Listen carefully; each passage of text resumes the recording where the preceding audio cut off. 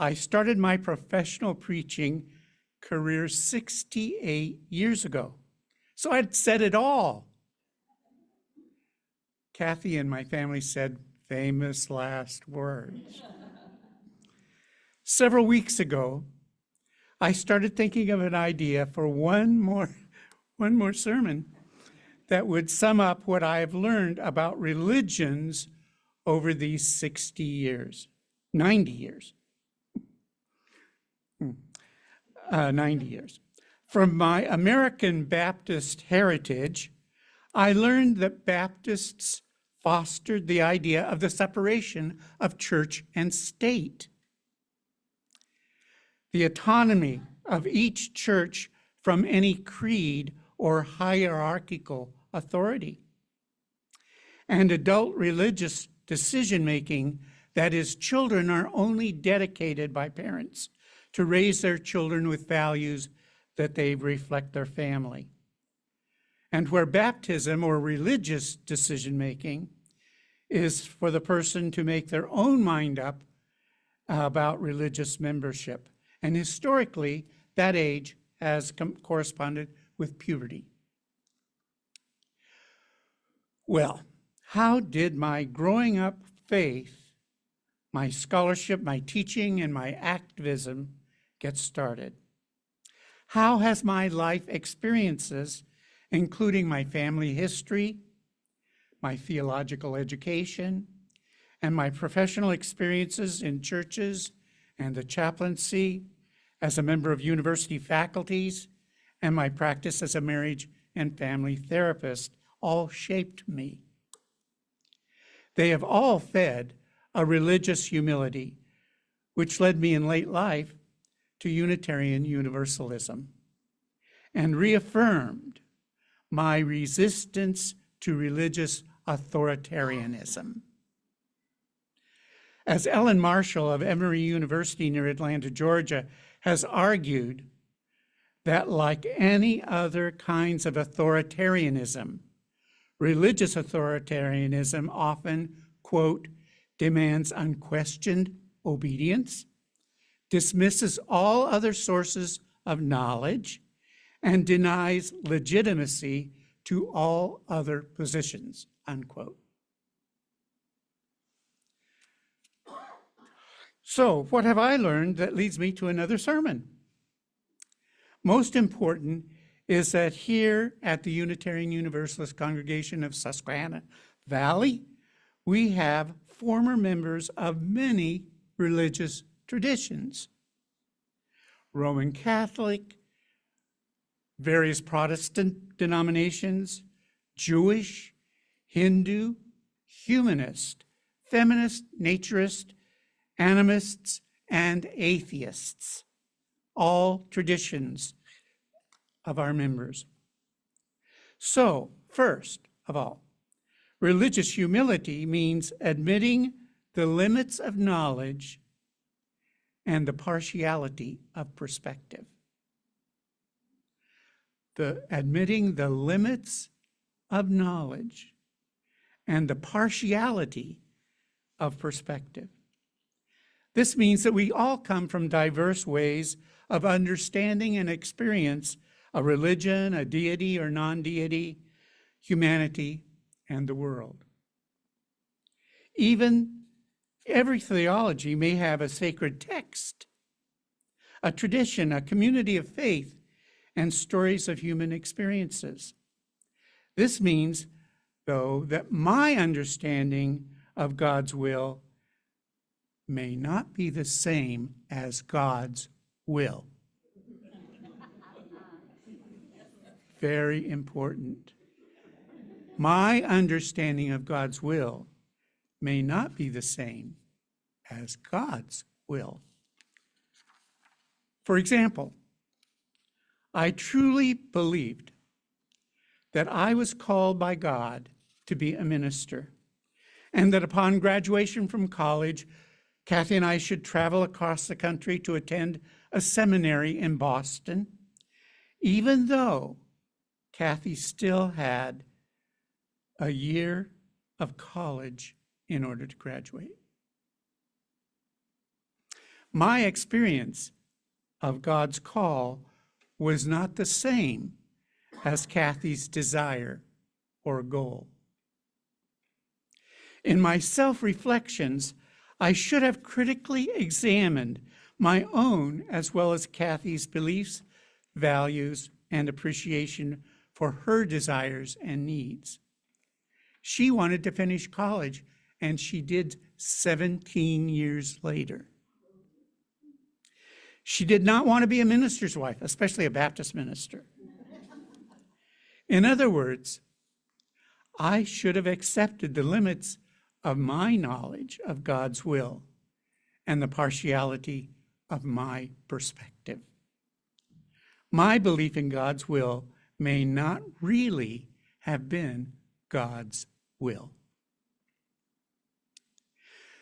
The second feature of religious humility is that we should learn to be deliberate, explicit, and self-critical about the process of our interpretations of any sacred texts.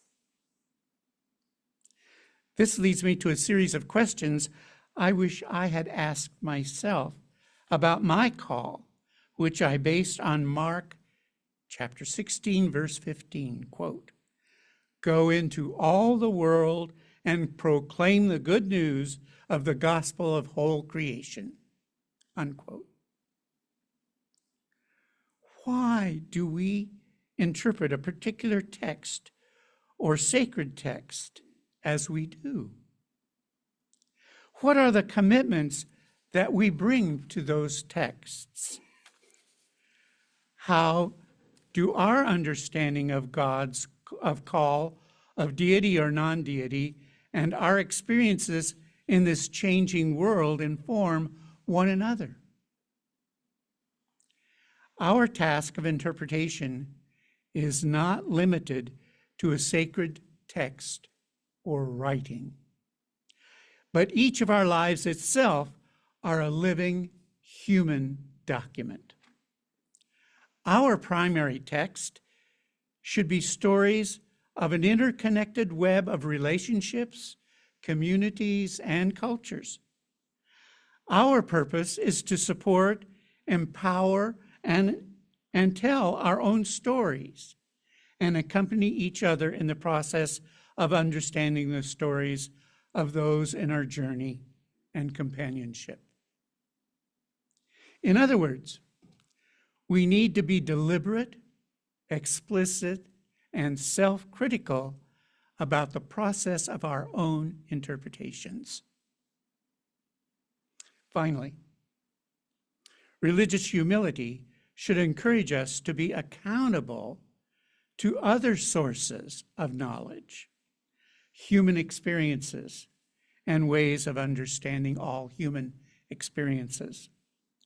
And we can do this through fostering interdisciplinary conversations with scholars and practitioners in religious studies, social sciences, healthcare, and especially women's healthcare, and the law. We then can understand the need to seriously consider their lived experiences and the problems they have addressed in these same areas of concern as ours. For example, those who study immigration must listen to the words of immigrants. Those who study racism must center the lived experiences of people of color. Those who study gay, lesbian, non-binary, and trans communities must listen to their stories. This means engaging and learning from sociology, anthropology, public health, women's health, and gender and sexuality studies to examine the varieties of human experience.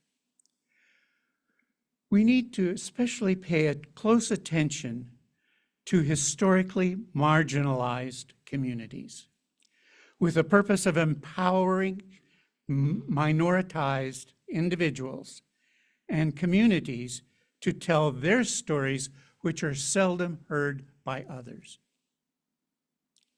Thus, let us recommit ourselves and our congregation to social justice and compassion and seek our unique responses to all kinds of social oppression for the liberation of all people.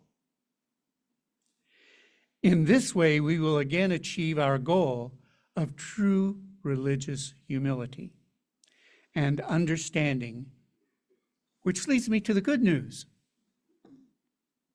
The good news is that UUCSV has been a shining example of expressing religious humility. They are what led Kathy and me here 10 years ago, and the list is numerous. When Kathy and I arrived at UUCSV, the congregation had taken in a migrant family working at Fermano's cannery in Northumberland. The family joined our congregation.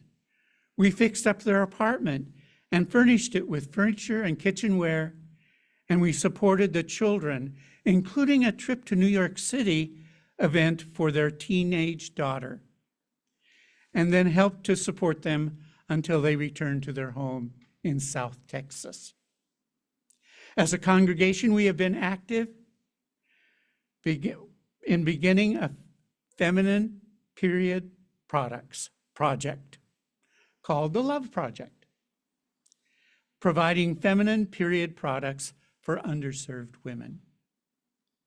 A weekend food backpack program in Sunbury for underserved children. The Takery in Sunbury, which provides free food, bakery goods, and female period products. Being active in pride events, inviting community youth to participate in Our Whole Lives sexuality education program. Getting solar panels for our building to combat climate change. Having yard sales, offering quality furniture, household wear, and in the past, clothing at a very reasonable price.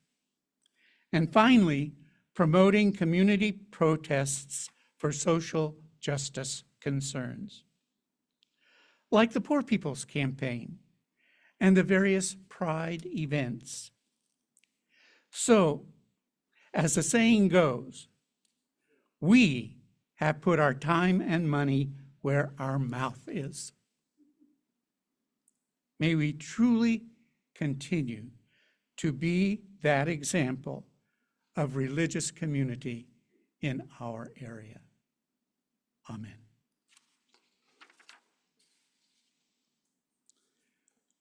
Please rise in body or spirit to sing together our